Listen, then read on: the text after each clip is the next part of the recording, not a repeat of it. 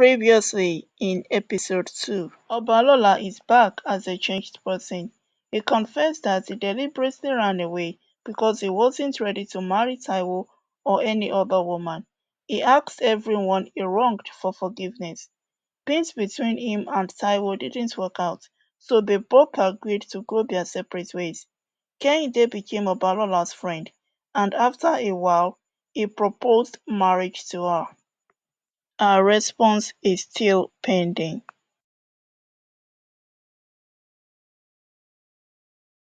Kehinde me, I said please marry me. You make me happy and complete.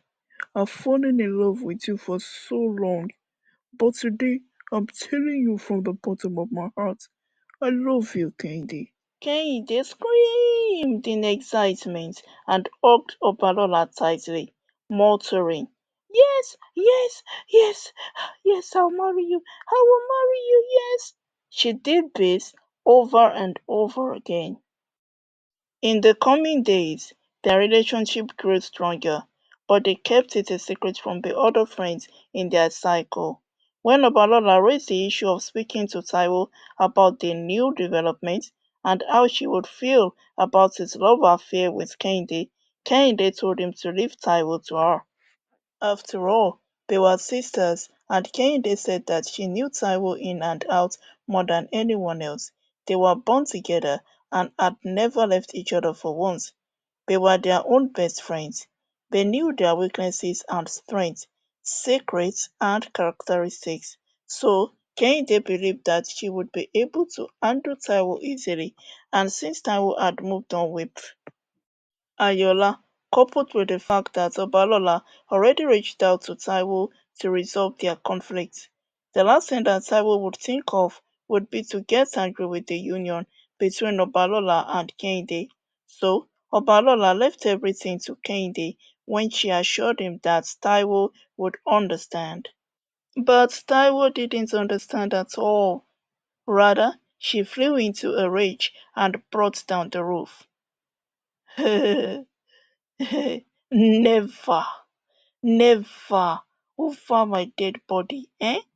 She swore, raved, and even attempted to assault Kehinde. But why? You are no longer together and you're already with Ayola, Kehinde exclaimed in shock. Husband snatcher, Ashewo, whoa, Ashewo, ooh, Ashewo, shut up, you witch! Taiwo growled and tried to slap Kehinde. But Kehinde dodged it and walked out from her presence. The days and weeks that followed witnessed a warfare between the twin sisters such that nobody had ever seen before. Not even their parents could believe the intensity of the enmity brewing between them. It got so bad that for the first time since they were born, they started sleeping in different bedrooms. Taiwo insisted that Kehinde could never marry Obalola because he was her ex who dumped her when she least expected him to. She admitted that she's still madly in love with him. I can, I can, I can watch you marry another woman in this village, oh. No problem at all. But not my sister. Not Kehinde. Never. Kehinde of all people. After what he did to me, I almost committed suicide. All thanks to the gods of ancestors that saved my life, she lamented to her parents. If she married Obalola, which I don't even think can ever work out, but even if by the slightest chance that she married that, that heartbreaker, then all of you should be ready for an unending war in this house. Ah, everyone exclaimed and looked at one another in shock. The menacing look on Taiwo's face showed that she wasn't bluffing. I'm dead serious. Don't think I'm joking. I'm serious. I will not let Kehinde have peace. in that abominable marriage. How will she even marry him when I'm still alive over my dead body? Hmm. If I can't have Obalola, then none of us will have him. Not in this family. Kehinde put up a good fight against Taiwo, but deep inside, she was scared and shattered. She knew that Taiwo would be hurt, but not to that extent. She couldn't imagine a life without Obalola. Being his wife had always been a lifelong dream since childhood.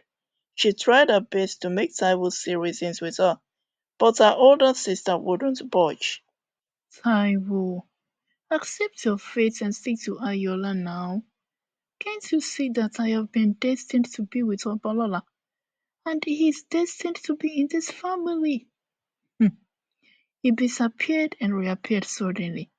Then he still found love in the same family that he disappointed back then. Hmm. When he chose you that time, I was genuinely happy for you. Because whatever belongs to you also belongs to me. That is how I see it.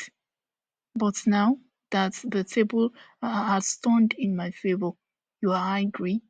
Why? Why? For what? I thought you were my best friend, my sister, my blood. Please, Taiwo, don't ruin the beautiful thing we have because of a man that was never yours in the first place. Remember that he didn't marry you, he only engaged you. But everything Kehinde said fell on Taiwo's deaf ears. The feud continued, and this prevented Obalola from taking Kehinde to his parents as his new intended bride. Soon, the news of the sisters' issues spread all over the village, and side talks increased. Some sided with Taiwo, while others sided with Kehinde. Ayola was confused, but didn't put pressure on Taiwo to make her choice between him and Obalola. His love for her was so strong that he was ready to accept whatever decision she made in the end. The tension went on for months, and none of the sisters was ready to back down. At the same time, the love between Kehinde and Obalola waxed stronger. One day, early in the morning after the cock crowed, Taiwo went into Kehinde's room and told her the most ridiculous thing that Kehinde had ever heard. "Let's settle this beef once and for all," Taiwo began. "I'm tired of fighting. I'm so tired. I'm not happy at all. So because of this, uh, I've come up with a solution. Let's reach a truce." "I'm listening," Kehinde responded coldly. "We will have a contest, and whoever wins will have Obalola. If you win, I'll stop disturbing you both. I mean, you and Obalola, I will stop disturbing you, and even support you with everything within my power to make sure that your union worked out. But if I win, Kehinde, you must leave Obalola for me," Taiwo said authoritatively. The contest would involve the sisters climbing two tall trees and plucking fruit from them. They were great tree climbers when they were small, but since they developed into adulthood, it had been years since they tried the activity. Taiwo said that the two of them would start climbing at the same time. Whoever reached our own tree top first, plucked the fruit, and descended successfully would win. Eh, but what if you win? Will you go for Balola or Ayola?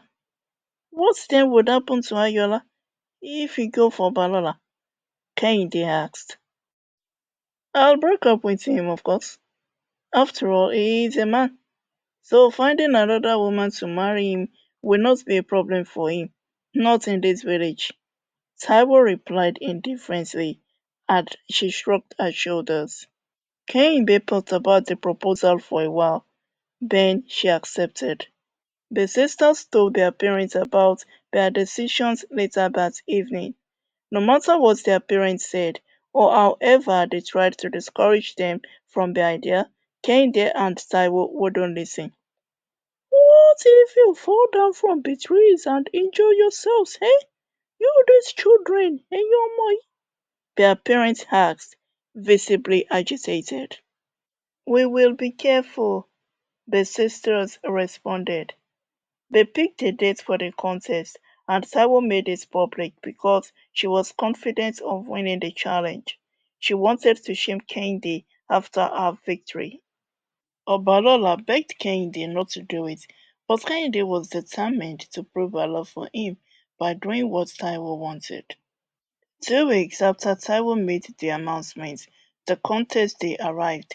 The venue was in front of a grove of trees located after the market square. A large crowd gathered to witness the competition and cheer on their favorite contestants among the twin girls. Taiwo and Kehinde arrived, ready for battle. They scanned among the crowd for Obalola, but there was no sign of him. A few days before, Obalola had promised Kehinde that he would come to the venue so that he could carry her straight to his parents immediately she won. Kehinde had informed Taiwo, who was also excited that Obalola would come to watch her battle her own blood sister just to prove to him how much she still loved him. Not seeing him there yet almost dampened their spirits. They had assigned Okedide, a stout middle-aged man, as the moderator for the contest. He was fully ready. While the sisters wanted to delay the kick-off of the contest to buy time for Obalola to arrive, the spectators were impatient to begin. Okedide stepped forward majestically and declared the contest open without further delay. Loud cheers and applause arose from among the crowd, chanting and urging the twins to get climbing. Suddenly, a young man dashed through the crowds in frenzy and yelled, "Stop the contest! I said stop the contest right now! Stop! Stop!" Everyone was stunned.